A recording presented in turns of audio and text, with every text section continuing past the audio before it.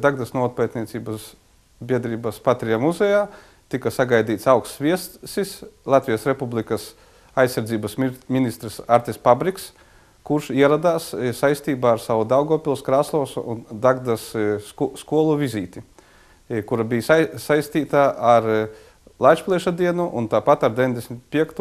Latvijas neatkarības gadskartu. Šeit viņu sagaidīja arī Dagdas Visvētās Trīsvienības Romas katoļu baznīcas dekāns Pāvils Odiņš. Tāpat arī piedalījās Dagdas novadpētniecības pulciņš no vidusskolas. Un aizsardzības ministram tika izrādīta Dagdas muzeja ekspozīcija, kura viņam šķita ļoti interesanta, daudzveidīga.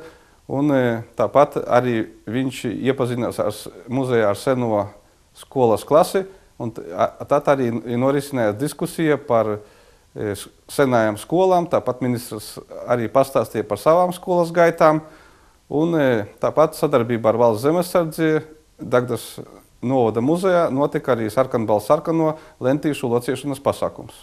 Ministrs Artis Pabriks bija gandarīts par redzēto, par to, ka šeit Dagdas novadā ir pētīta vēsture, to, ka tiek saglabātas kultūrvēsturiskas tradīcijas, saglabāts mantojums, un kā arī jau mazi bērni, teiksim, viņi var iepazīties ar Dagdas novada vēsturi, kā sakās, arī redzēt senas fotogrāfijas, kā tad izskatījās pilsēta un novads agrākos laikos.